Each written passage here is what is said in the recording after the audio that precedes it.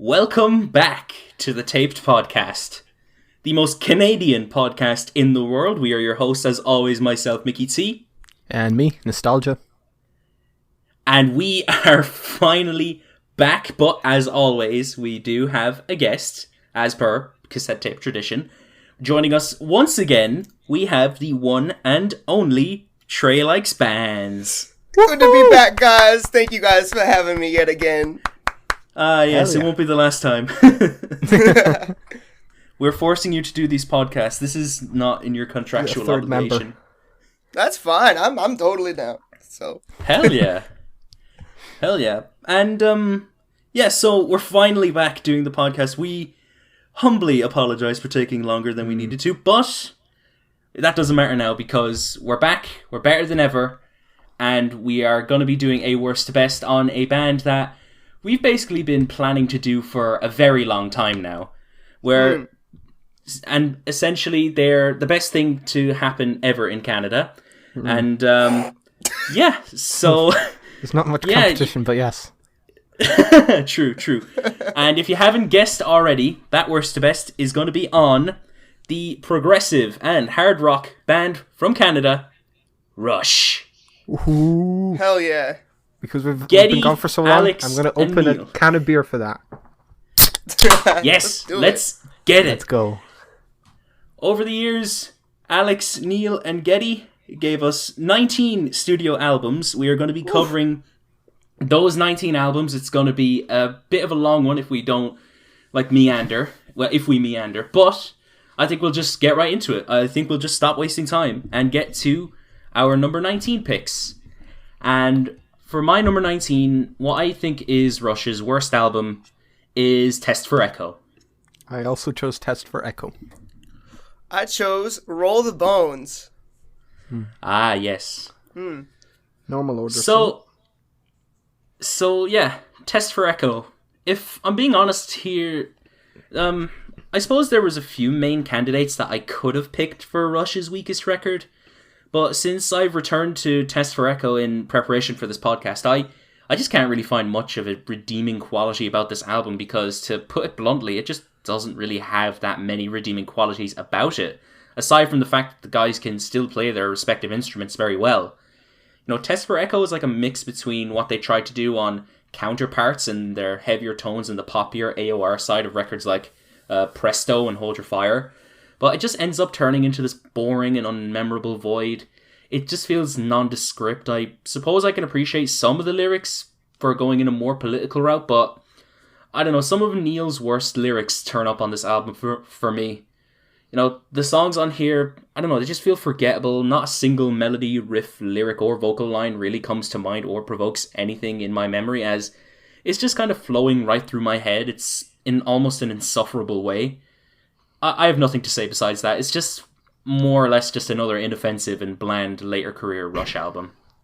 Yeah, Test for Echo, in my opinion, is Rush at their least exciting, least memorable, least musically impressive, and just overall at their most boring. Honestly, there's only one real highlight here for me, and that's the track Totem. There's not really anything noteworthy on here. There's only a few tracks that are just downright bad. But when it comes to Rush, they're one of my favorite bands, and it's not something I can say about a lot of Rush tracks to call them downright bad. But stuff like Dog Years or the track Time in Motion is just, it's awful. Especially on the lyrical front. I don't know what Neil Peart was thinking with Dog Years. The track just reads like, and I don't know, an elementary school kid wrote it. I don't know if it's supposed to be profound in any way, shape, or form, but it certainly doesn't feel like it.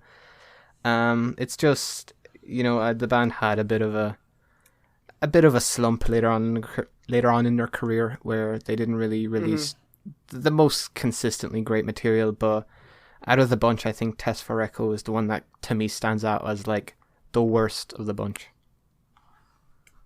Yeah, so my number 19 pick was Roll the Bones. This seems like kind of not really a hot take, because a lot of people don't particularly like this record, or a lot of people like it but don't have it really too high in their rankings. For me, this record's just since I'll keep it brief, it's really just too clean for Rush, just too formulaic, and just really goes against, for me, everything that they really were in their golden days. So, Roll the Bones is my least favorite Rush album. Short and sweet. I like it. Yeah. And on you. with that in mind, my favorite tracks from Test for Echo are Carve Away and The Stone and Half the World. No, Carve Away, The Stone and Half the World, sorry. And the worst tracks are Dog Years and Virtuality. My favorite tracks on Test for Echo there's one, Totem, and my least favorite tracks are Time and Motion and Dog Years. My favorite track on Roll the Bones, if I had to pick, would be Dreamline, and my least favorites are The Big Wheel, Heresy, and Neurotica. Okay, moving on to our number 18 picks, I chose Hold Your Fire. I chose Vapor Trails. And I chose Hold Your Fire. Hey! Nostalgia, you can go first then. Yeah, okay. Vapor Trails isn't bad per se, but it falls flat in just too many areas for it to stand with any of the band's better works. Instrumentally, it's obviously really well performed, but stylistically, it just feels a little derivative and a little directionless. And all in all, the album just also goes on for far too long. There's some very good moments, but the vast majority of the album is just hard rock pastiche. There's nothing that really justifies the length of this project, and it's one of their more forgettable projects. Okay, speaking of forgettable projects, I chose Hold Your Fire. And Hold Your Fire is easily one of Rush's weakest albums to me, and honestly, I don't have a whole lot to say about it, so I'm going to keep it as brief as I can. Rush essentially attempt to make something that leans more into an AOR and 80s pop rock sound, the latter of which they've probably done better on their new wave albums, but the band just do nothing to make things interesting for this album, and it just gets rendered as this like airy and dated bit of 80s pop rock pastiche. Alex Lifeson gets so underutilized on this album that it's kind of annoying. He's basically been downgraded to a texture guitarist, but they throw some solos in there because why not? They don't really add much to the overall songs to me. Neil's songwriting and drumming isn't very standout on this album either for me. Geddy sounds pretty good vocally, and his bass playing is always great, but not much of what he does on this album sticks with me. So I guess it all just makes this a boring void with one song that's memorable because of a music video. And the lads still play well and remind us that they're capable of playing well, but it doesn't compensate for the emptiness, derivative melodies, and drawn-out song structures. So yeah, I don't have much to say besides that. Yeah, those are some great points, Mickey. I definitely agree with a lot of what you said. So it was 1987 when it was released, and they were starting their weaker point in their career, where they didn't have many qualities to their music that was groundbreaking as their earlier stuff. And that's just is really seen on Hold Your Fire, where from Power Windows, the album that came before, it's a really like a steep drop from like what they used to do, and it's just overall, like I said on the first one, just really too clean, not really strong like in the songwriting suit, and overall instrumentals are very bland as well. So Hold Your Fire, more like hold your music please, I don't want this, thanks. I second that. Something cheesy Okay. I started laughing before you finished the joke. What joke? Well, it is what it is. Yeah. Okay, so my favorite track from Hold Your Fire is Time Stands Still, and my least favorite track is Lock and Key. My favorite tracks on Vapor Trails were One Little Victory, Ceiling Unlimited, and How It Is, and my least favorite track is Peaceable Kingdom. My favorite track from Hold Your Fire is Time Stands Still, and my least favorites are Tai Shan and Second Nature. Okay, moving on to our number 17 picks, I chose Presto. I chose Roll the Bones. I chose Presto. I'll go first again. Trey, we swaggin'. Swaggin'. Let's go. Sorry. Needed to burp. Presto, in my opinion, is it's not really an opinion. It's one of the few very radio friendly and squeaky. Didn't you pick Roll the Bones? Wait, you said Roll the... Did I? Yeah, you said Roll Presto. the Bones. Let me check my list. I actually gosh. did pick Roll the Bones, yes. Such a big Google Doc. Okay, spoiler alert, last 30 seconds. Yeah, Roll the Bones is probably one of the most mid albums in the band's discography. There's nothing really like notably bad about it. There's nothing notably good about it. It's got nowhere near enough poor tracks for me to straight up dislike the project, but aside from one or two highlights, there's also nothing that really inspires me to want to ever revisit this, especially over the countless great albums they've produced. It just really is another kind of insignificant album in their discography, one that just doesn't live up to any of their better albums, one that just sounds too clean and too polished and kind of too sterile, and it just lacks a lot of excitement for me. Yeah, alright, I chose Presto, and to me Presto is another mixed bag from the band's middle era, and while it certainly isn't their worst album, it's not that enjoyable in my opinion. It keeps some of the AOR elements that they brought on to Hold Your Fire and decide to blend them into a more progressive and heavier sound. The band sure does show that they still have the flash and virtuoso, but the sound palette of this thing doesn't really lend itself well to the band, and it's just not really that interesting in the slightest. Some of Geddy Lee's worst vocals turn up on this album as well, and in general, this album just drags on, and it's just very boring to sit through. It may have maybe a decent song or two, but it's not very standout for Rush, and in general, I just don't really see myself returning to this at all. There's like shitloads of Rush albums I would rather listen to, as you'll find out. Yeah, I'm gonna have to agree with you on that one. Presto is just another one of those really weak Rush albums that doesn't try to, set itself apart from the rest of the discography here. And a lot of what pops up on Presto is just really a lot of that AOR, hard rock type stuff that they go into a lot, and it's really just not my thing, honestly. Yeah, I'll keep it short for that one. Presto, very not that good, in my opinion. Okay. My favourite tracks from Presto are The Pass, Red Tide, and Scars. My least favourite track is Presto. My favourite tracks on Roll the Bones, or rather my favourite track is Bravado. My least favourite track is Face Up. My favorite track on Presto is The Pass, and my least favorites are Hand Over Fist and Anagram for Mongo. Alright. My number 16 pick is Roll the Bones. My number 16 pick is Snakes and Arrows. My number 16 pick is Counterparts. Alright. Roll the Bones is one of the band's more out there, groovy, and funkier albums, but unfortunately I still don't have a whole lot to say about it because it's just another helping of a lot of the same old mediocre stuff that we saw on albums like Hold Your Fire and Presto. I like a couple of tracks on this album, and I can respect it for, Rush trying to be more out there than they normally are, but it just doesn't really flesh itself out as anything interesting within an album experience. The title track will forever remain one of the most questionable moments in Rush's discography. These songs on here, they sound better in quality, but they're just uninteresting in their approach. They fail to make an impression on me, and I couldn't remember a single note from any of these songs. The lads still do good on the playing front. Alex's guitar work is great. Geddy's bass has great presence, and Neil is solid on percussion, but the songwriting was so underwhelming from him this time around. Yeah, that's actually it. That's all I have to say about Roll the Bones.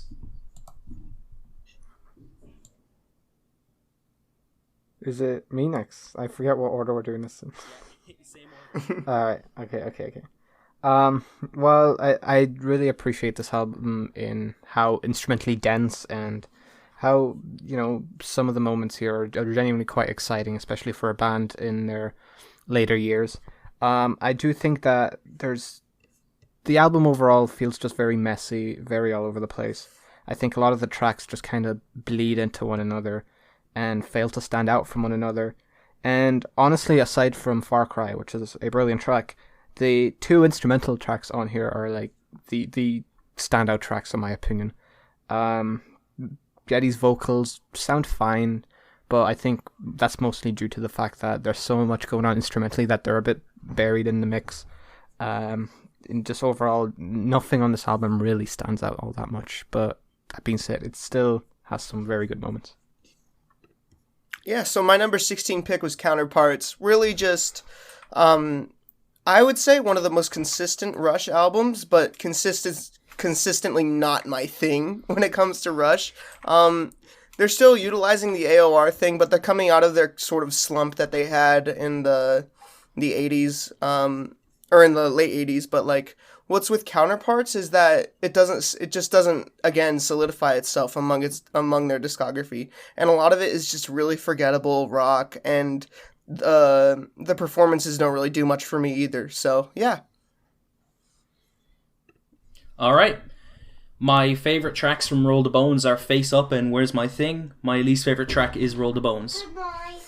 Good night. My favorite tracks on Sorry about that. Snakes and Arrows are Far Cry, The Main Monkey Business, and Malignant Narcissism. My least favorite track is Bravest Face. My favorite track on Counterparts is the opener Animate, and my least favorites are Alien Shore and The Speed of Love. Sorry about that. My nephew was going to bed. Sorry. That's fine. Okay, so what number are we on? 15. Yeah. Okay, so my number 15 pick is Vapor Trails. My number 15 pick is Rush. Oh, well, oh, okay. Well, sorry, that one kind of caught me off guard. My number 15 pick is Power Windows. Damn. How would that catch you off guard? That's not really much of a hot take. The debut? Yeah. Well, I guess I like it more than a lot. Fair enough. So yeah, I chose Vapor Trails. You know, this is the album that saw Rush's return after their 6-year hiatus. As after Test for Echo, Neil Peart had experienced some like very heartbreaking and personal tragedies, you know, therefore they had to go on a hiatus. They returned into a new era in the 2000s, but to say the least, the 80s and the 90s weren't the kindest for Rush, for me personally, as I feel like numerous projects failed in creating much of an enjoyable experience, and they just kind of felt very unmemorable or plain. And Vapor Trails doesn't really prove much wrong in that aspect, because Vapor Trails is an okay record to me. It still doesn't seem like that significant to me. Now, I just want to preface first that the version of the record that I'm talking about here is the 2013 remix, but I have heard the original before, which is definitely like a not go-to one to listen to, because God, the mix on the old one is terrible. But, you know, the 2013 mix is what I'm talking about. I like some of what this album has to offer in a lot of respects. I think Neil's drumming is very good. It's often the highlight for a lot of these songs. I like how they continue on with this heavy sound, but here it feels more like metallic, almost nu metal sounding in a way. And Neil's songwriting is still good, and it shows on tracks like Ghost Rider, Vapor Trails, Sweet Miracle, and Out of the Cradle, which, you know, are definitely reflective of those shattering heartbreaks. You know, there are downsides to the album, though. I feel like the album is pretty bloated. It doesn't really prove itself to, in terms of quality, to justify itself being that long. And, you know, maybe if the fat was trimmed from this album, then it would feel a little more concise then, and I'd probably enjoy it a lot more. But in terms of enjoyability, it's very weak in particular. I went with their self-titled debut, which is definitely not a bad album by any stretch of the imagination, but it's, for me personally, impossible to look at this project as anything other than a stepping stone towards much greater things for the band. It really is just a pretty average hard rock record. A lot of the time it just sounds a lot like contemporary artists. It doesn't really do anything to stand out from the crowd of just the countless hard rock bands around in the 70s. And it kind of lacks that Rush magic, both instrumentally and songwriting wise, for me. And the fact that this is the first album the band ever released before Neil Peart joined the group really does kind of show just how important he was to the group. It clearly lacks something throughout, and I think it's easy to shift that blame onto there not being a Neil Peart on this project. All right, fair enough. Well, my number 15 pick was Power Windows, and a lot of, I will say that the past, 4 times that we've talked about albums have just been like the same thing coming from me. Like, it doesn't do much to stand out from the rest of their discography. And I think Power Windows is literally just the same thing. It just also does not connect with me emotionally as much as the others ahead of this one. And yeah, Power Windows just is coming off of their new wave era that they were doing in the early 80s. And honestly, on Power Windows, it just kind of falls flat on its face. Not because the performances are bad in anything, because actually they're really good here. It's just these song structures, and like a lot of these songs are very not memorable in my opinion. So yeah. Yeah, fair enough. My favorite tracks from Vapor Trails are Ghost Rider, One Little Victory, and Ceiling Unlimited. My least favorite track is Vapor Trails. My favorite tracks on their self-titled debut were Finding My Way, Here Again, and Working Man. My least favorite tracks are Take a Friend and In the Mood. My favorite track on Power Windows is the Manhattan Project, and my least favorite is Emotion Detector. Okay, moving on to our number 14 picks, I chose Rush's self-titled. Well, let me scroll down my massive Google Doc. I chose Presto. I chose Test for Echo. Ooh, that high, damn. Yeah. Okay. Yeah, I chose Rush's debut album, and that album is basically far from what we know Rush for now, as none of the progressive rock instrumentation and philosophical lyrics appear on this album. And that's perfectly fine, since I feel like Rush just kind of used this album as a way to just show off their kind of technical proficiency in, a standard hard rock setting, and simply just use it as a way to make some fun hard rock, as that you would expect a young band from the 70s to make. And, for sure, I think it's a fun album, if a little derivative. The lads right out of the gate, show that they could play pretty damn well. I really like Alex Lifeson's guitar work. Geddy was really slick on the bass, and their first drummer, John Rutsey, could play pretty well. He's no Neil Peart, but he could play. They all showcase some great virtuoso and talent on this album, and generally speaking, the production is really good and it's very tasteful. It isn't the most groundbreaking or thought-provoking album ever, but it's pretty fun hard rock that delivers on its technicality and its fun standout tracks. The issues I have with the debut are mostly due to some of the songs on here and a bit of the sound. The tracks that are weak on here are pretty noticeable, and they leave this sense of inconsistency. I feel like Geddy Lee's vocals aren't really that developed yet, and he still felt like he had yet to figure out what his vocal niche was. And while I enjoy simple hard rock, it's pretty rudimentary for my liking, and it's pretty derivative of bands like The Who and Led Zeppelin, the latter of which I think kind of influenced Rush at the beginning, I would say. It's standard for Rush, but it's fine. It's a good hard rock album if you just want to just jam and have fun, but it's nowhere near the go-to Rush album for me. I went with Presto. This time I'm actually going to talk about it because it's the one I chose. It's one of a... Oh, here, I closed my notes. Jesus Christ, man. Should I go? Practice. No, it's fine. Okay. It's one of the few very radio-friendly and squeaky clean projects that the band released in the late 80s. And just like the other projects in that sphere, it does come with its fair share of very dull, very just derivative moments. But on the flip side, I do, like that the band returned to a more guitar-heavy sound. There's still synth work there, but it's not, center stage like it has been on some of their records previously. And I think, all in all, it's just a fun record. It's definitely not groundbreaking. It's definitely, not up there with their best. But I think it has enough, enjoyable and just carefree moments that it's easy for me to look past a lot of the flaws that are quite obvious to me. Yeah, so Test for Echo is higher on my list than your guys's. But what I think Test for Echo does for me is that it actually blends pretty well that progressive hard rock that they're known for with AOR. I think they do a pretty good job on this album, and at points it is a little corny, it is a little cringy, but it is what it is. It's 90s Rush for you. But I actually like this record for some really weird reason. A lot of the tracks actually have this really nice groove to them, and honestly the entire record kind of flows pretty well. So Test for Echo, my defense for Test for Echo is that they just wanted to make it. I don't know. It's cool. I like it. Kind of. Fair enough, I guess.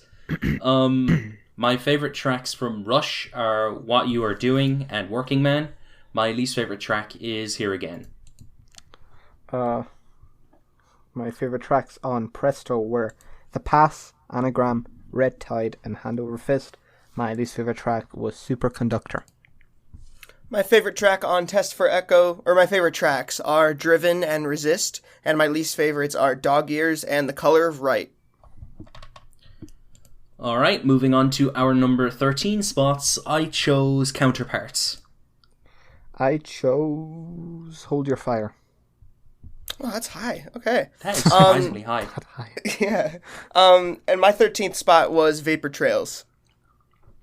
Okay. Sure, Counterparts may not be one of the best Rush albums, and it's definitely one that's a little forgettable. But for me, it's a decent one, and it's one that sticks out among the drab later stage of their discography. You know, we see Rush return to their early hard rock sound, and I even get a vibe that they were taking inspiration from a lot of the like heavier like 90s alternative music like grunge. And, you know, I think it's especially the case given the like heavier guitar tones. You know, some of the songs in this album are very fun. It sounds like the band really put effort into this one, and they, you know, make some pretty consistent material. The lads do their thing again on their respective instruments, proving, you know, once again that they're some of the best at what they do. You know, the hard riffs and the guitar work is absolutely fantastic on this record, to say the least. The bass is once again very present, and the percussion is very solid. Well, the songwriting quality returns to some of these tracks, as well as like Nobody's Hero. It's nice to see like songwriting is still like could be quality from Neil. You know, there's a few tracks on here that are a little forgettable, but there's definitely some tracks on here that are jams that I could return to more frequently. But then again, it isn't a great record by any means, hence why it's this slow. You know, Hold Your Fire, I think it has some merit to it. You know, it's radio friendly as fuck, and it's not exactly consistent, but it's got some serious highlights, and, you know, some tracks which I would actually consider highlights among their entire discography. Sure, there's moments like Lock the Key or Tai Shan that are just straight up flops, for lack of a better word, but there's tracks like Force 10 or Time Stands Still, and those are absolutely incredible, and I think they stand with, you know, the golden era of Rush. I think there's still some of that left on this project, albeit it's just not, you know, it's a bit scarce. It's not consistently up at that level. But for what it, you know, despite its flaws, for what it is, I think it has some great moments, and I still think it's a good Rush album overall. And I think this is the point in my list where I would consider all of these albums good. Fair enough. I see. I see how it is. How dare you like music? I've only tried it this week. Turns out I do like it. Turns out it's not so bad after all. That's Trey talk. That's the third time. It's fine. Go ahead. I'm sorry. That was funny. Well, I like Vapor Trails. You know, it's 2000s. It's the 2000s. They're getting ready to do a new era, or they don't really know it yet. But how we space them out is a new era of Rush, more modern, right? So for Vapor Trails, it's actually like it goes hard. Like Neil Peart on this album goes hard in the paint. We love Neil Peart. We all got to say it. But Vapor Trails, I think, is just a really cool record. They do a really good job at blending that progressive hard rock that they're known for, with an alt rock flair to it that, like, it feels sort of grungy on this thing. It's a little more grimy. I really like the tone that they go for on this record. It's a lot darker, and for that, Vapor Trails is all right. Okay, my favourite tracks from Counterparts are Stick It Out, Cut to the Chase, and Nobody's Hero. My least favourite track is Alien Shore. My favourite tracks on Hold Your Fire are Force 10, Time Stands Still, Second Nature, Prime Mover, and Turn the Page. My least favourite tracks are Lock and Key and Tai Shan.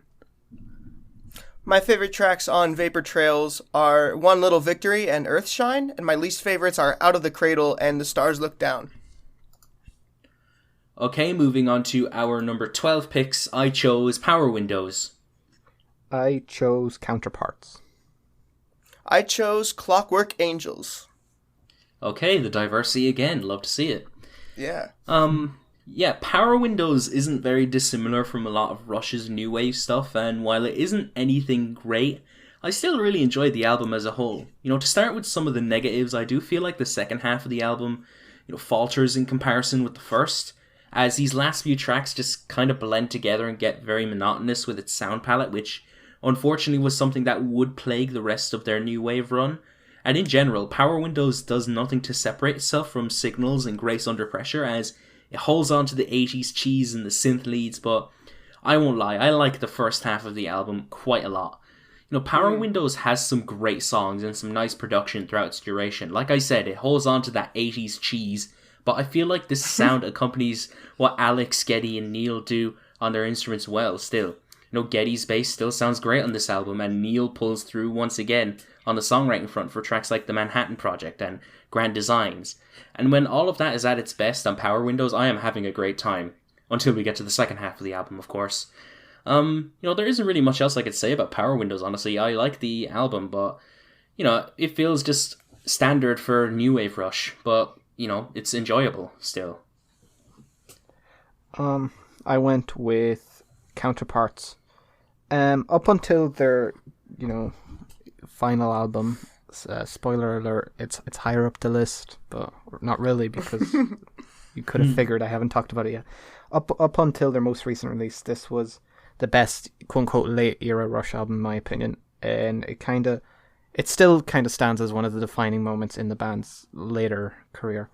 It's not really that much different from a lot of the AOR the band released in the 80s and 90s, but I think they really turned things up a notch in terms of just intensity, energy, and they make a more hard-hitting and more memorable and just overall more exciting and more lively project that, while still not really capable of living up to their best material, obviously, definitely showcases a lot of the passion that did fuel those earlier projects.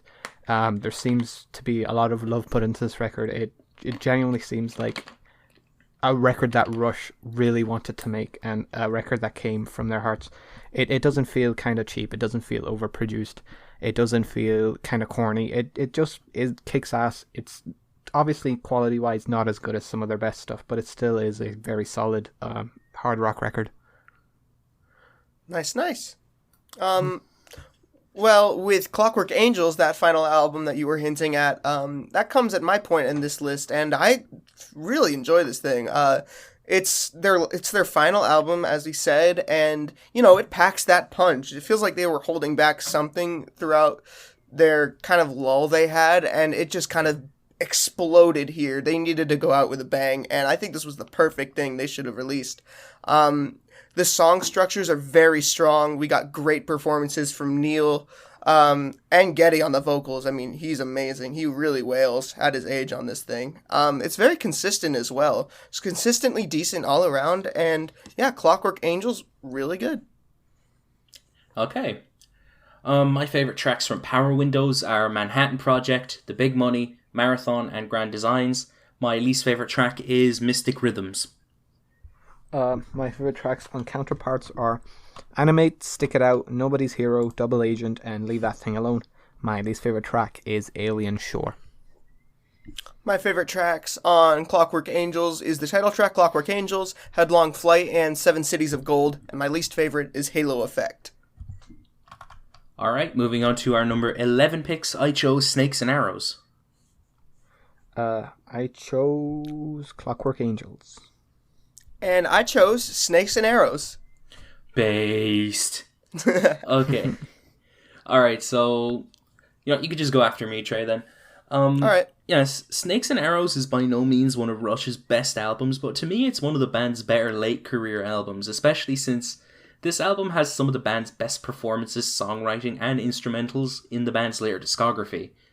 Snakes and Arrows strives to achieve the same aspects that made some of Rush's most beloved material so great. They get most of these things right in my opinion, but they do fail in some respects. To start with the positives, I love the sound of this record quite a lot. It continues on with that heavier sound of this era of Rush, but This time they add upon the formula with some engaging moments that are just fun as hell to listen to. The lads really brought life to this album for me with their playing. The heavy riffs and the wailing guitars from Alex Lifeson still sound as fantastic, and they feel like a driving force behind some of these songs. Getty's bass is pretty solid, but he doesn't shine through on that front majority of the time. Vocally he's good though, and Neil is on point throughout this whole album, especially on the drumming. His songwriting is great on here too, as expected. He takes a dark yet hopeful approach to it from what I'm reading. The only real complaint that I have is that this album is a bit too long. It's a bit bloated, especially with its hour-long runtime. If the filler tracks were cut from the album, then it would be more of a concise listen for me. But for now, we still have a decent amount of tracks that are good. So yeah, all in all, Rush did something pretty good with this record, in my opinion. Heck yeah, I totally agree. Snakes and Arrows is a really strong moment in their back half of their career, and it really shows the drive that they've been pursuing throughout their entire career as well. I think Snakes and Arrows is just really fun all around. It's got great performances from Alex Lifeson, everybody. I think everybody's really on their A game on this one. Yeah, keep it short at that one. Wait, I'm just grabbing something. I went with Clockwork Angels, the most recent Rush release. It's not really recent at this point. It's been almost a decade, but it's no secret that by 2012, Rush's star was kind of already fading, and they weren't going to return to the quality that they showcased in the 70s and early 80s. But after several decades with an overwhelming scarcity in terms of very good projects, Clockwork Angel is probably the best last hurrah Rush fans could have hoped for. Does it compare to Rush in their prime? Not really, but it definitely outshines a lot of what they've been doing for the last few decades at this point. It's the closest they've come to their prime. For their age, they're really here with a lot of intensity, a lot of passion, a lot of technical ability, as always. It's just a great showcasing of what makes Rush Rush. It's a great hard rock record, it's a great prog record, and it's one of their better albums overall, not even when it comes to... Are we at the halfway mark? We're not really at the halfway mark. It feels like this should be in the top half, but it's not quite. It's a very good album. Yeah, I agree. My favorite tracks from Snakes and Arrows are Armor and Sword, Working Them Angels, The Main Monkey Business, The Way the Wind Blows, and Malignant Narcissism. My least favorite track is Faithless. My favorite tracks on Clockwork Angels are Caravan, Clockwork Angels, Halo Effect, The Wreckers, and Headlong Flight. My least favorite track is Carnies. My favorite tracks on Snakes and Arrows are Far Cry, Armor and Sword, and The Way the Wind Blows. My least favorite is Malignant Narcissism. Alright, we're officially kicking off the top 10.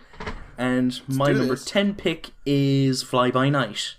My number 10 pick is also Fly By Night. My number 10 pick is Signals. So yeah, Rush's sophomore album was a huge change for Rush as a band, not only because Neil Peart had joined the band at the stage, but also because Rush began to embrace a lot of the characteristics that we'd know and love them for later on down the road, and that was more so because of Neil's presence in the band. Instrumentally, the lads don't let us down on that front. There's plenty of flashy yet catchy performances. The band begin to express their more progressive sound with tracks like By Tour and Snow Dog. Their lyrics begin to take up this very philosophical inspired route, and even though Rush would go on to do much better down the road, Fly By Night is a blast that has some great tracks to its name. I suppose what I can criticise the album for is Geddy Lee's vocals. Much like the debut, they weren't that great at times and they were challenging, so I feel like he still had a bit to go until he could find his vocal niche. And even with the amount of songs that I love from this album, the latter half of the album, isn't as great as the first, especially with some of their more exciting songs, being on the first half. And, all in all, that's all I have to say about Fly By Night. I think it's a very good album. And I'm also talking about Fly By Night, and I agree, it's a very good album, but it still isn't the band reaching their peak. It's definitely a massive step up from their debut, in my opinion, in terms of both quality and just sheer creativity. And tracks like Anthem and Fly By Night are progressive rock gems, and listening to this project, it really isn't hard to see the trajectory the band was taking. towards their period of greatness in the late 70s, early 80s. And it's really easy to see the creativity that was already bleeding out of them on this project. But aside from, the number of classics on this project, I don't think it's fully consistent. I think it has some unmemorable moments, and although they are few and far in between, I just don't think this album really sees Rush at their full potential just yet. But that being said, for what it is, it's still a very good album. Nice. For me, Signals, I think is a really good Rush album, honestly. I think from this point, I think I really start to enjoy a lot of Rush's catalog. With Signals, it's still that new wave vibe they're going for with a lot of the synths, a lot of those driving synth lines that we love. And on the record, I think it's pretty consistent. But when it gets towards the back half, the second side of the album, I think is a little weaker in comparison to the first side. But overall, still a really consistently enjoyable album. And that I just gotta say, like, that opener is amazing. I can agree with you on that front. Yeah, my favorite tracks from Fly By Night are the title track, By Tor and the Snow Dog, Rivendell, and In the End. My least favorite track is Best I Can. My favorite tracks on Fly By Night are Anthem, Beneath, Between and Behind, By Tor and the Snow Dog, Fly By Night, and my least favorite track is Best I Can. My favorite tracks on Signals are Subdivisions, The Analog Kid, and Digital Man, and my least favorite is Countdown. Okay, moving on to our number 9 picks, I chose Clockwork Angels. Again, I have to fucking scroll down for half an hour. Take your time. Suspense. I chose Signals. Oof. I chose Permanent Waves. I don't know if that's a hot take being so low. That's good. I mean, yeah, kind of a hot take, kinda. I mean, I'm not too pressed about it, but, it is what it is. Yeah. I chose Clockwork Angels. Rush's final album is one that was a very good way to end Rush's legacy, and it displays what made Rush so likable with some of their best albums, and, it's the best send-off that I could have asked for as a fan of this band. This album is pretty much a culmination of a few things that Rush have done up to this point. The hard rock sounds of their earlier records, the somewhat metallic sounds of some of their later records, and the conceptual songwriting and progressive passages of some of their albums like 2112, Hemispheres, etc. These elements come together and create a fantastic send-off to Rush's legacy. The band haven't sounded as prog-like in a very long time before this, and this album sees a return to their prog style, and it's better than I expected it to be, if I'm being honest. I think that the instrumentation is fantastic. The band really do give it their all this time, and in pretty much every aspect, and prove that they still have it even when they're decades into their career. The guitar work on this album is great, as I would want it to be. Geddy is really great on this album as well. His bass lines are just as sticky and as groovy as I would want them to be. His vocals do sound a bit different to me this time, which is obviously because he's aged a bit. And, he sounds good nonetheless. And of course, Neil was great on here on the drumming and the lyrics. He writes a conceptual story in this kind of like steampunk world. I couldn't piece the whole thing together because I'm not big-brained enough, but it's good.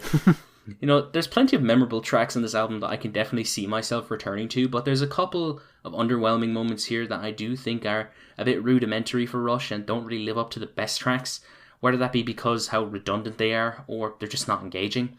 Not to mention The Garden is honestly one of the band's best closers ever, and, I think it's basically the band's swan song. So, yeah, that's all I really have to say. I'm happy that this is, like, the ending point at Rush's discography. I mean, like, a good ending point to Rush's discography. I loved a lot of the songs on here. The lads gave it their all. The concept was cool. And, they really proved that they still had it at this point. And, yeah. I went with Signals, aka Subdivisions, and a few other tracks. By 1982, synths were really far from a new concept for the band, but on this project they really become the foundation of the music, and the band explores a more new wave influenced sound to pretty good success. It's not really like Discipline by King Crimson, where the band was completely reimagined by the new wave sound and really didn't resemble their former selves. This is more like Rush being Rush, but also a lot of synth. And the result is quite good. It still resembles their signature sound, but it is a fresh addition to that sound. It's definitely not my favorite Rush album. It's not even my favorite Rush album in this new wave style, but I think it's still a great showing from the band nonetheless. My biggest flaw with this album is just how early it peaks and how, gradually it just becomes a little more stale. The first track is Subdivisions, and it definitely doesn't get better from there. And, it does kind of drag on. Even despite its short length, it does kind of feel like it drags on from there. And it never really reaches the heights that it's set for itself. But other than that, it's still a good project, and it still has some seriously, good tracks. Yeah, so my number 9 was Permanent Waves, and this is into their new wave era. I love this thing. It's so fun all around. I specifically love the first 2 tracks. Like, those are standout Rush songs, in my opinion. The Spirit of Radio, and Free Will are just absolutely stellar tracks. Yeah, a lot of Permanent Waves kind of like falls under the radar for me. The back half kind of isn't as strong as the first half, but I still really enjoyed this record a lot, and it's those little nuances in Neil Peart's drumming here that really send it for me, and that's really comes along with a lot of their other stuff from here on out. Okay, my favorite tracks from Clockwork Angels are Caravan, BU2B, The Anarchist, Halo Effect, 7 Cities of Gold, The Wreckers, Headlong Flight, and The Garden. My least favorite track is BU2B2.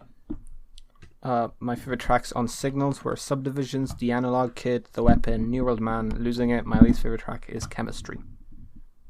My favorite tracks on Permanent Waves are The Spirit of the Radio and Free Will, and my least favorites are Different Strings, and you guys might not like me for this, Natural Science. Mm-hmm. I did not like that at all. I did not like that at all. Sorry about it. It's fine. It's fine. It has to happen at some point. It does. As per podcast tradition. And yes.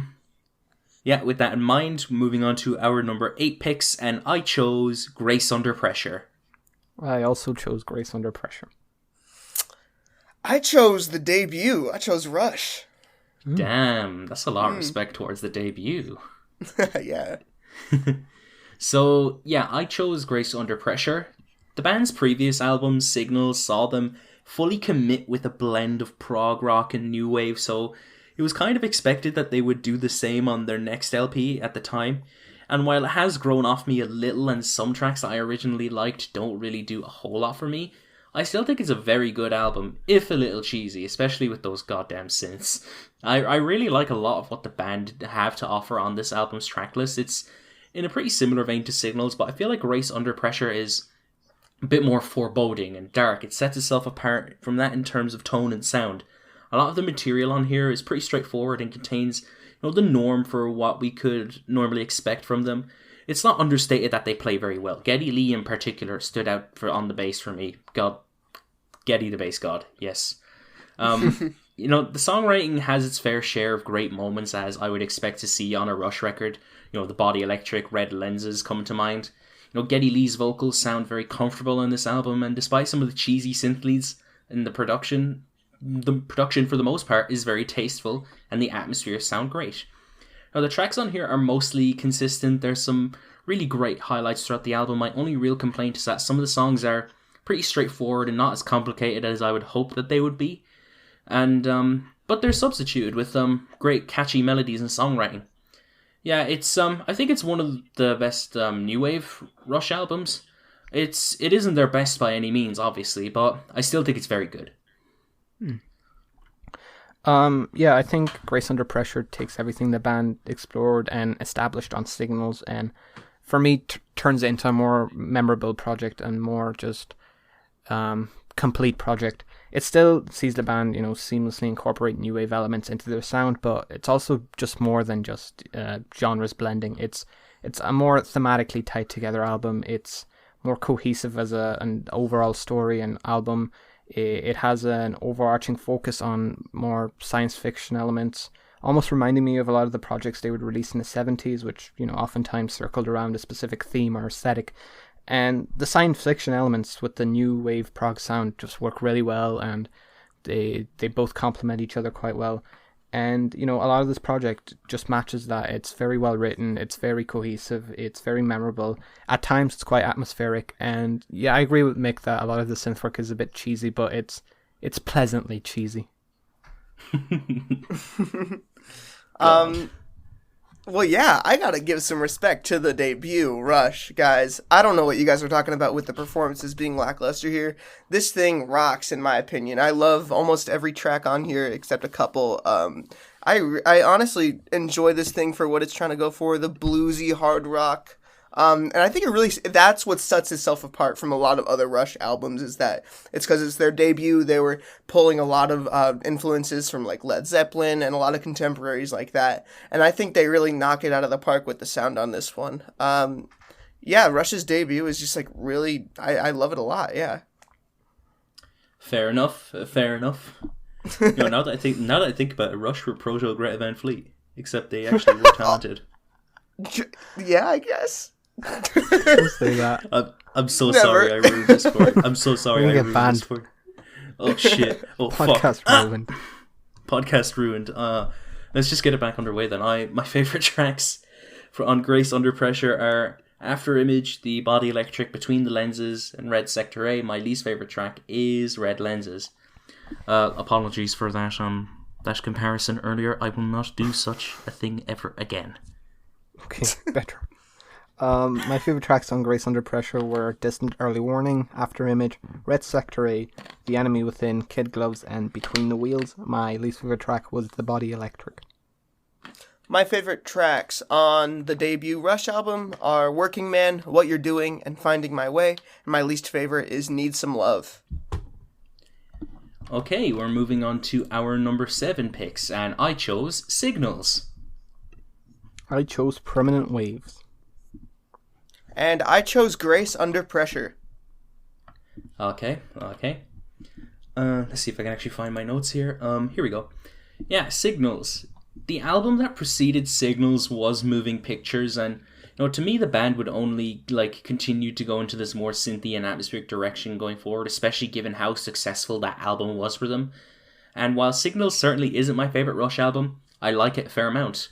You know, the hard rock aspects that were present on previous Rush albums is barely present on this album, but it's substituted for the sound of new wave. Does it mesh well with their progressive style? In my opinion, it does. Signals still feels like a Rush album. They haven't strayed that far away from what makes Rush who they are. The instrumentation is still busy, going through different passages, and the lads still give it their all. It's still a passionate project. You know, the respective instruments blend well with this new sound they're attempting, and they managed to create some great batches of tracks. You know, Alex Lifeson's guitar solos still shine and make a lot of these tracks for me, like on The Analog Kid and The Digital Man. But he also has some very solid melodies that work wonders with the synths.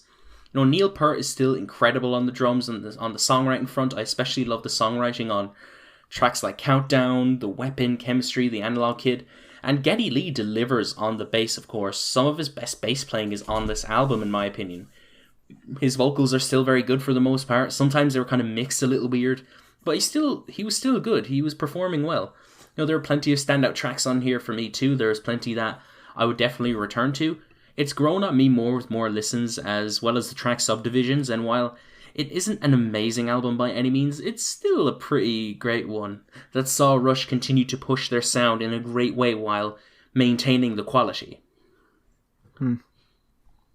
I went with Permanent Waves, and this definitely to me feels like a transition between their really ambitious last few projects and into a more radio-friendly and more easy-to-digest sound, which would have likely spelt disaster for countless of other prog bands, but Rush effortlessly managed to make these tracks radio-friendly and accessible while still retaining all of the progressive aspects and all of the insanely impressive musicianship that at this point had become a defining feature of their sound. It's an album that doesn't take itself too seriously while still managing to be very creative, very musically tight, and just overall very, very memorable. It's consistently good, but again, just like Signals, it peaks quite early. It opens up with Spirit of Radio and Free Will, two S-tier Rush tracks. Yes. And it really doesn't, reach that level again. That being said, there's definitely some really good side tracks on the backside of this project, but it again peaks very early, and it's just a bit unfortunate. Yeah. That's so sad. I hate when an album peaks early, man. God, kill me. No, it's the best is like Death Consciousness, where like it starts off with, well, besides the intro track, it starts off with like Blood Hail, and then at the very end you have another fucking titan of a track in Earth Mover. That's my favorite. If Free Will was final track, holy shit. Yep. Yeah. Oh god. So I chose Grace Under Pressure for my number 7 pick, and I think this is a really strong moment in their career. It's the 80s, they're well into their new wave sound, and I think they are really, really nailing it on the head with this one. A lot of the tracks are just really strong overall. There isn't really like a lull in the track list either, now that I'm looking at it. Got strong tracks like Distant Early Warning and Red Sector A that really knock it out of the park with that groovy progressive rock feel that they were going for. And the science fiction mood on this thing really brings it all together. Okay, my favourite tracks from Signals are Subdivisions, The Analog Kid, Countdown, New World Man, Losing It, and Chemistry. My least favourite track is The Weapon. My favourite tracks on Permanent Waves are Spirit of Radio, Free Will, Jacob's Ladder, Different Strings, and Natural Science. I honestly don't really have a least favourite track. It's consistently good. Nice. My favorite tracks on Grace Under Pressure are Distant Early Warning, Red Sector A, and Between the Wheels. My least favorite track is Red Lenses. Okay, moving on to our number 6 picks. I chose Caress of Steel. Let me scroll down. I chose Caress of Steel. Damn, Ooh. Damn that. I chose Fly By Night. Aww. That was anticlimactic. Damn it, Trey. Why'd you leave the gap? Sorry about it. Okay, so yeah, out of any Rush album, I think that Caress of Steel is easily the band's most underrated.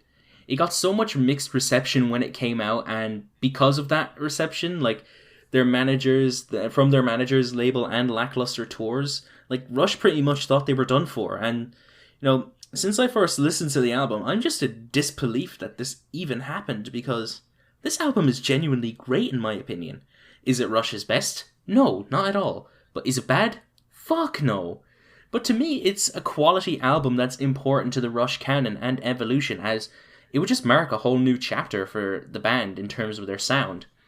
And to be fair, if this didn't happen, we wouldn't have gotten 2112, like, if we're being quite frank there. And, I like to think of Caress of Steel as, like, the first proper, like, fully developed Rush album, as this was the moment where Rush began to fully flesh themselves out as this band that fused hard rock with progressive rock, while also having a personality to back it up, from their instrumentation to their lyrics. I feel like the band uses the concept that they toyed with on Fly By Night and expand upon them. The first 3 tracks are, pretty much standard hard rock for Rush, honestly, but it has some very fun moments. But where it truly shines for me is in its second half, as it features these 2 long-ass tracks that take up 30 minutes of the track list, and they are just amazing, to say the least, and that's for a couple of reasons. 1, the musicianship. The instrumentals on these 2 tracks are fucking fantastic. The way that everything is like orchestrated on here is great, and these compositions are entertaining as hell. They can range from just being pure hard rock energy to more progressive and obscure sounding passages to somber and folky cuts. Like, these compositions are played out so damn well too. The bass lines are great, the guitar solos and the leads are amazing. Like, the drumming for Neil is fan-fucking-tastic. Like, I went mental at his solo on The Fountain of Laminate. It was that good. And, Neil truly left his mark on that song, and on the songwriting too. And that's what I'm going on to. The songwriting, it's pretty damn creative on these tracks as well. They're very fantasy-like, and I fucking love, like, fantasy-driven, like, stories and shit like that. And I think it's incredible. It ties in well compositionally with the music. It just sounds fun, like, and plus, like, it would only, like, mark, like, what Rush would only do on their next album. Like, they were only barely scratching the surface with those moments. And, this is cool. I may listen to it again. I had that thought going through my head, but, I just keep listening to them. They're great tracks.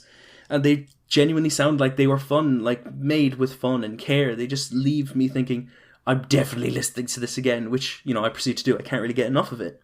And, while Rush would only get better from here, Caress of Steel is an album that, I wish got more appreciation when it came out, but at the same time, we probably wouldn't have gotten an album like 2112 without it.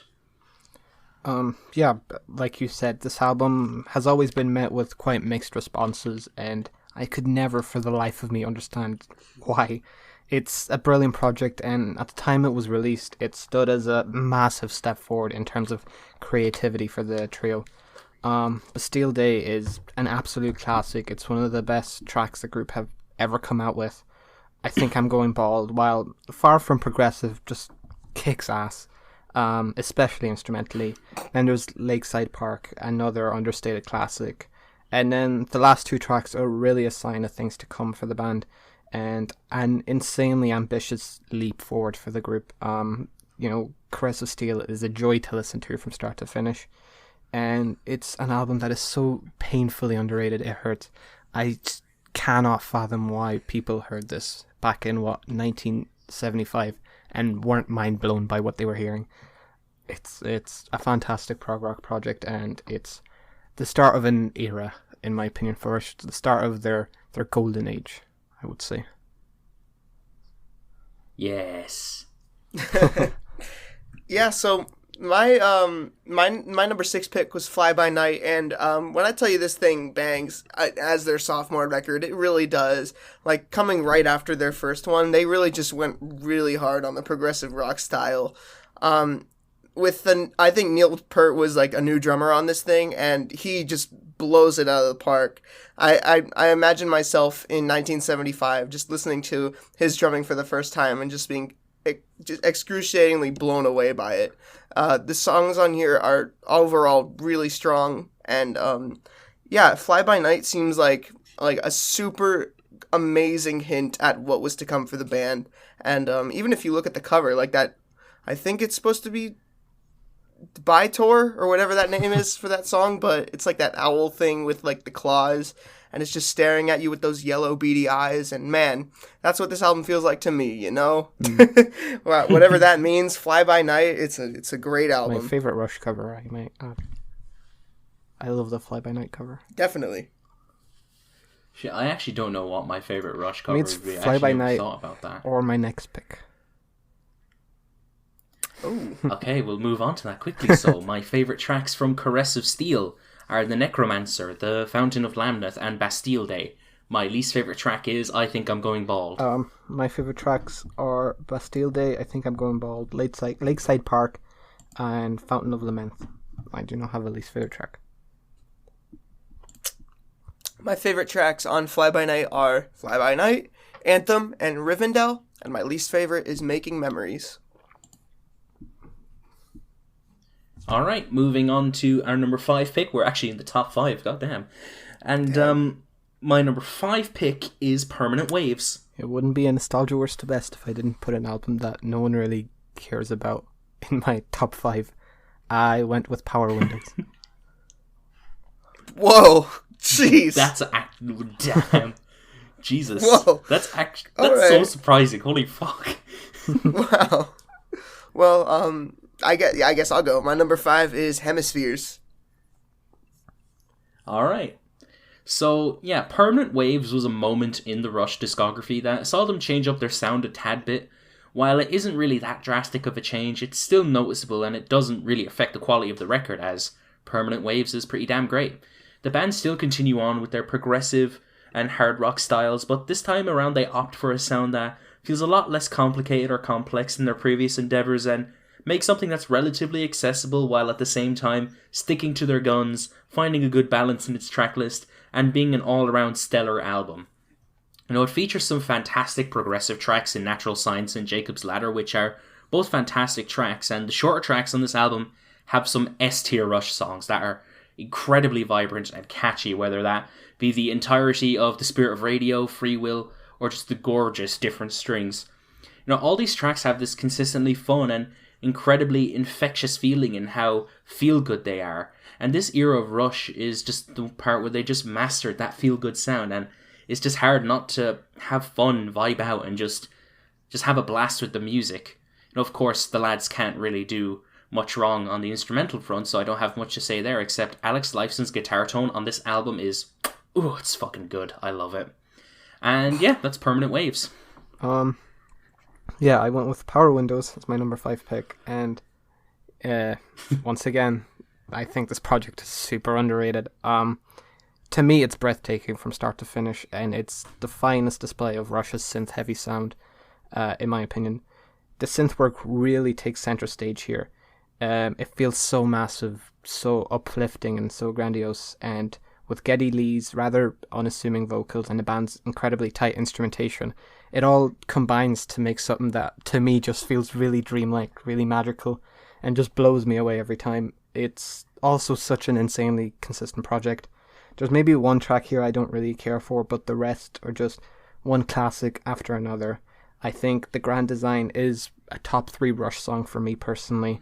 The synth work on that track is fucking incredible. It blows me away every time when the track opens up. It feels like I'm ascending into heaven. And a lot of this album, I get that a lot of people just don't get that connection. They don't really feel much when they're listening to it. It blows me away every time. I absolutely adore this project. I find that incredibly interesting. Jeez. To be fair, it wouldn't be a cassette tapes taped podcast, worst to best, without a nostalgia weird take. It's the second best Bjork album. Let's go.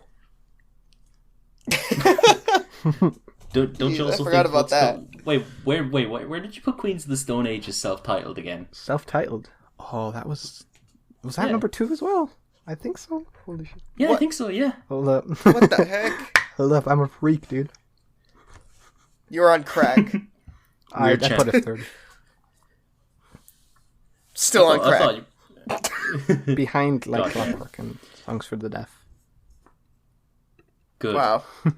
Yeah. That's all I say about that. Good. Good.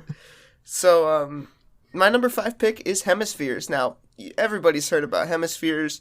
It's just that really, standard, not standard. I mean, it's fantastic, but it's standard for Rush. You know what I mean? Like, that cover is just, so, what's the word I'm trying to look for? It's just super well known is what I'm trying. Yeah, it's distinct as hell, that cover.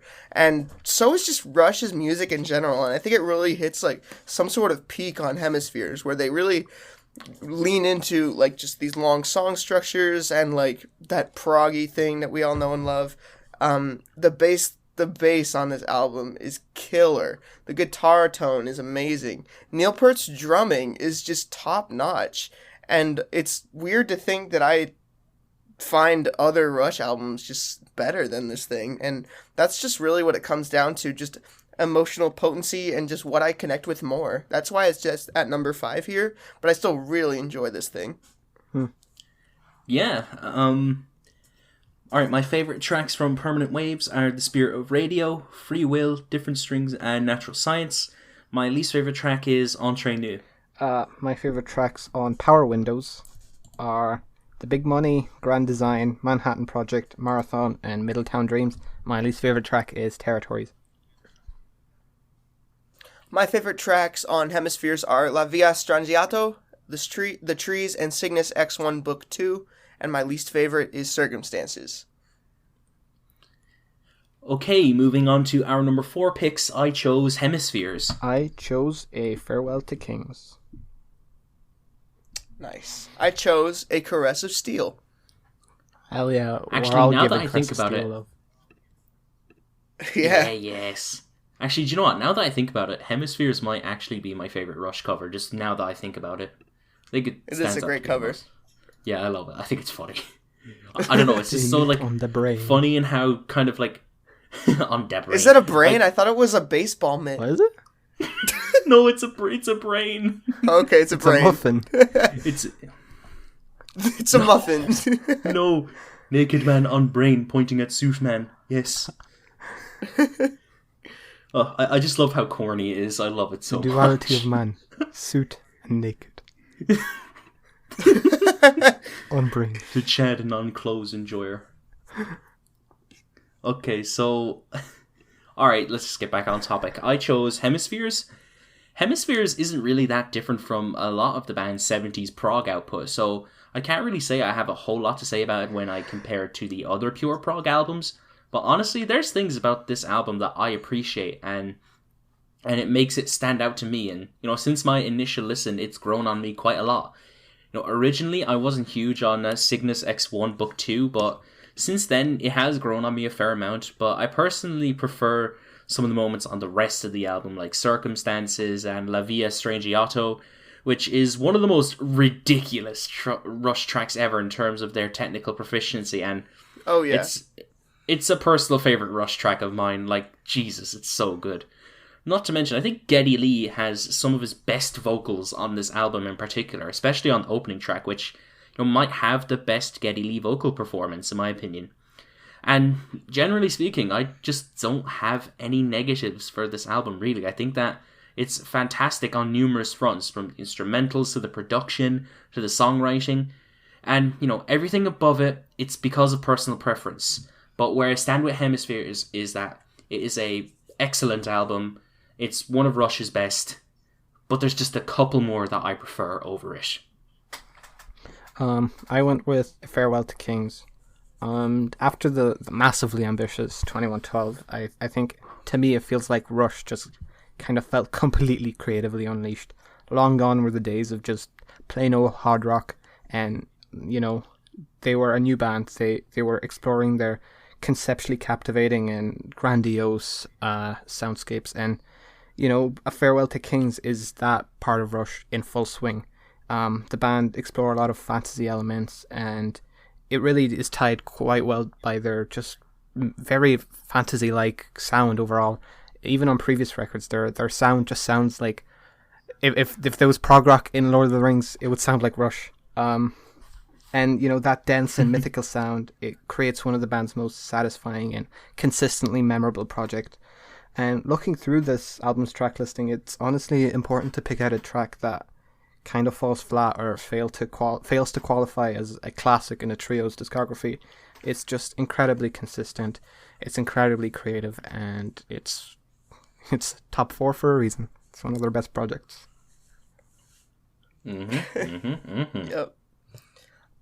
So yeah, my number 4 is Caress of Steel, and I will just reiterate, why the heck does this thing get so low for some people? I don't know what the heck it is. This is just a really great prog rock album all around. I don't know why it's not hated. Like, people like this album, but it's just super it has a underrated. 3.3 on Rate Your Music. I do not understand. I don't understand it either, man. Like it's only 5 tracks. I think I remember, I was watching that Rush documentary just in preparation for this. I think, I remember them mentioning just, Rush themselves didn't, looking back on it, don't even, think it's great. But, damn, really? You don't even like the second half? Probably really? Biased because no one liked it. Yeah, and plus, I think in general, it, back then, it was just kind of cool to, hate on, a lot of prog. If it wasn't fucking Pink Floyd, yeah. Of course. But, I don't know, it was just a weird thing to think about. How can you hate progressive rock? Well, I know a lot of people hate progressive rock, but, to that extent, really? Why hate on this band in particular as well? I don't know. I've been into prog for, 3 or 4 years at this point, and this record still holds up. If this were compared to a lot of progressive rock from the time, it wouldn't hold up specifically, but, with Rush, this thing just bangs. Just that first track, Bastille Day, just throwing you into this amazing album. And the last 2, the Necromancer, amazing. And then the Fountain of Lamneth is just an earlier version of 2112. And like somebody said earlier, I don't remember who, this album is the birth of Rush, the Rush we all know and love. So I got to give it credit. All right. My favorite tracks from Hemispheres are La Via Strangiato, Circumstances, and The Trees. My least favorite track, if I had to pick one, would be Cygnus X1 Book 2 Hemispheres. My favorite tracks on A Farewell to King are all of them. And my least favorite tracks are none of them. Let's go. We're really pulling this shtick, huh? It's true, though. Oh. My favorite tracks on Caress of Steel are Bastille Day, The Fountain of Lamneth, and The Necromancer. And my least favorite is I Think I'm Going Bald. We're in the top 3. Let's go. I'm so ready to get this done. So, my number 3 pick is A Farewell to Kings. My number 3 pick is Hemispheres. My number 3 pick is A Farewell to Kings. Ooh. Based. Should I go first? Based. You go first. I won't wait. Hold up. Let me scroll up for 10 hours. Oh, for fuck's sake. Alright, I went with Hemispheres. Oh no, it scrolled down by itself. Jesus Christ. Dead man, air. get your shit Dead together. air. Okay. Dead air, Hemispheres dead air. always stood to me as very similar to Farewell to Kings aesthetically, out of kind of mythological elements, and the same insanely high quality instrumentally. But in fact, actually, now that I think about it, this may be the band's most instrumentally fulfilling project. The opening track, while no 2112, definitely warrants a 20-minute length, and it stands as quite an opening statement for the album. Circumstances and the Trees are both absolutely kick-ass prog tunes. And then there's La Via Strangiato, which is possibly the best instrumental rock song ever recorded, in my humble opinion. It's not a fact. It's not a fact, it's an opinion. And I think... Facts don't care about your feelings. In my opinion, I think it displays Rush's virtuosity at its peak. Honestly, that track is just magic. It is absolute magic. It's an absolute staple in both the band's discography and in the world of prog as a whole, and it effortlessly makes it into my top 3. Fucking banger of an album. Speaking of a banger of an album, I chose A Farewell to Kings. And while A Farewell to Kings isn't at my number 1 spot, obviously, it's certainly another amazing one from their classics era. I feel like when time went on, Rush were only getting better at what they could achieve instrumentally, and to me it shows with how many incredible standout moments of instrumentation can appear on a track, whether that be through a lot of Neil's drumming, Geddy's bass, or Alex's guitars. But this album just hits you with so much stellar and complex bits of technical instrumentation continuously, while at the same time being so well crafted and meticulous throughout. Like, the time signatures are even more odd on this record than they have been before, like any records on this one. And even with that in mind, I think the songs on Farewell to Kings at the core are just brilliant and work incredibly well, especially with like the 2 10-minute epics like Cygnus X1 and Xanadu, the latter of which is probably like a top 3 Rush song for me. And the explosive title track that opens up this album is so good. You know, Neil was fantastic on the percussion end of things, obviously. He really left his mark on this record for me, especially when he had like moments on the title track in Cinderella Man. But Geddy's bass is great on here too as well. He has some amazing moments of off-the-wall like bass playing, and Lifeson's charismatic guitar work, as always, is very solid. You know, in general, the tracklist is consistently fantastic with some brilliant moments, and even though I don't have this as my favourite Rush album, it's certainly an amazing one, in my opinion. Yeah, hard to follow you up, Mickey, because you really hit all the points with A Farewell to Kings. This thing, it bangs. I don't like it. It's so consistently awesome, like all around. Like Fucking the fact bumps that in the whip. it really does, and the fact that Xanadu just like exists, like that. I don't know, like the fact that just that song exists is amazing to me because it's really just that good. And A Farewell to Kings, the opener, is also amazing. I love Closer to the Heart. That's one of my favorite Rush songs as well. So, yeah, I Farewell to Kings, I love this thing. I love it. Yes.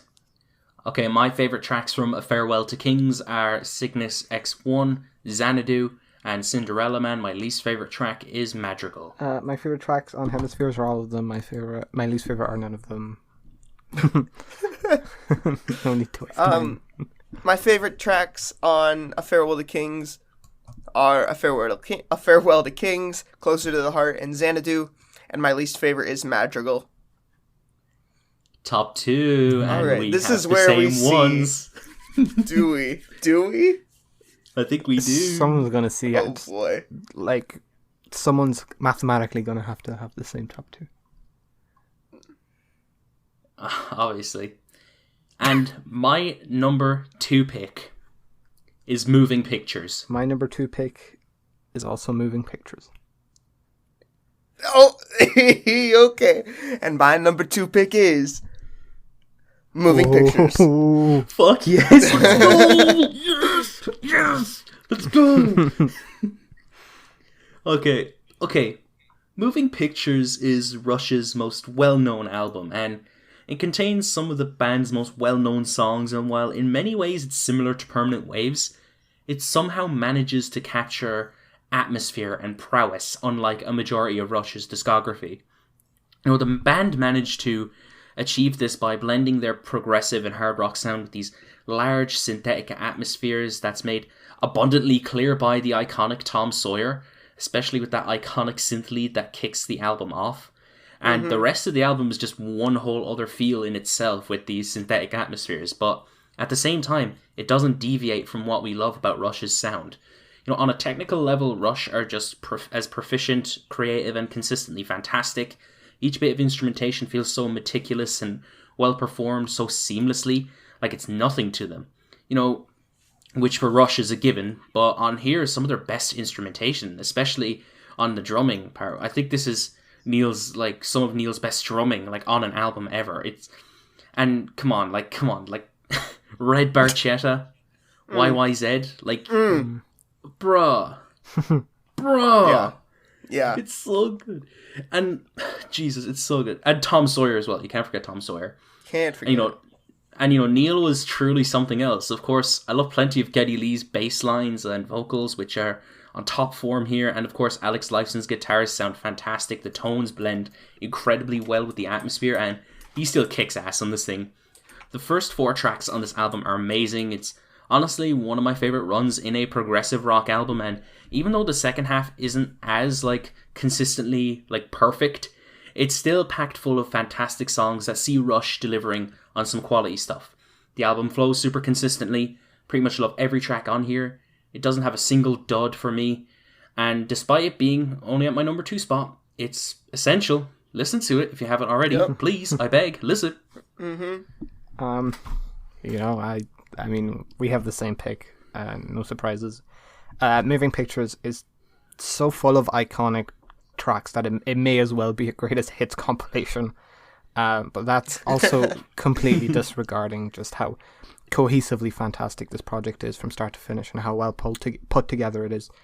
Instrumentally, it's one of the band's tightest and most memorable albums, and the more synthy approach to their prog sound that was first explored on Permanent Waves really just feels more fleshed out here. The album just speaks for itself. Thomas Sawyer, Red Barchetta, YYZ, Limelight, The Camera. There's no bad track. Every track is a highlight, and every track is a prog classic for good reason. I do want to give one hot take, because it wouldn't be nostalgia without the hot takes. Oh no. My favorite track. Okay, let's hear it. Moving Pictures. The Camera Eye. There you go. But there's a hot take for you. Oh. Whoa. All right. Shit. Really? Well. That's interesting. I got another. Like Go over ahead. Tom Sawyer, Red Barchetta, YYZ, and Limelight. Really? I want to hear an even hotter take. Oh shit. My least favorite track. Yeah, that's. I don't want to say least favorite because I still love this track. My not as favorite track is probably Tom Sawyer. What? The album just gets better from track 1, in my opinion. Wow. All right. Well, let me hit you guys with another hot take. Let me hit you with another hot take here. My favorite track is Vital Signs. Ooh. And actually, Vital Signs is my favorite Rush song ever. Damn. Oh. Damn. I love that reggae thing they did on that song. Like, this entire album is groundbreaking. And even if it's at our number 2 spots, all of us, that just shows how good our number 1 is. Yeah. Oh, is that it? Yeah. I think, okay, my absolute favorite songs on Moving Pictures are my favorite Rush song, Limelight, Tom Sawyer, Red Barchetta, and YYZ. My least favorite track, if I had to pick one, would be Witch Hunt. No. Oh, thank God. Same as last 2 times. I like them all. My favorite tracks are Vital Signs, Tom Sawyer, and Limelight. Sorry, Mikhail, my least favorite is The Camera Eye. I I'm understand. Sadness. All right. We have made it. The number 1. In my opinion, Rush's best album is 2112. Whoa. Who would have guessed? Yeah, 2112. My favorite Rush album is 2112. Let's give it a hand. Yeah. Yeah, 2112 to me is one of Rush's biggest musical statements, if not the biggest, as it essentially saw Rush just sticking to their guns after Caress of Steel flopped, and they were essentially just saying, fuck you, we're going out on our own terms, and if you hate it, we don't care. We want to make the music we want to make, and make it to the best of our ability. And there's not a goddamn thing you can do about it. And because of that, Rush saved their career. And why did it save them? Simply because 2112 is amazing. Easily one of my favourite 70s prog albums of all time. And I fucking love it to pieces. You know, Rush essentially just recuperated and went all in with this album, as it features one of the greatest 20-minute songs of all time, if not the greatest 20-minute song of all time. A gargantuan helping of pure prog mastery, alongside a story of fantasy and science fiction. The story in question for me is just like a metaphor for just the music industry and commercialism, which, you know, makes sense given what was demanded of Rush at the time and how critics hounded prog. And the whole track in general just sounds amazing. Like, the instrumental palette of the opener follows the structural formula that the band takes on the final 2 tracks on Caress of Steel, you know, creating a progressive epic that just keeps switching up and keeps getting more and more interesting with its creative progressive passages. And it is a fucking blast to listen to every single time. You know, the rest of the tracks are fantastic as well. They just ooze pure passion, and they're just fun to listen to. The epic hard rock tunes never really fail to bore me. However, Tears is just a more serene and beautiful moment on the album. It fits right in the track list perfectly. It doesn't sound out of place to me. And in general, it just feels like a bit of an underappreciated Rush track, as far as I'm aware.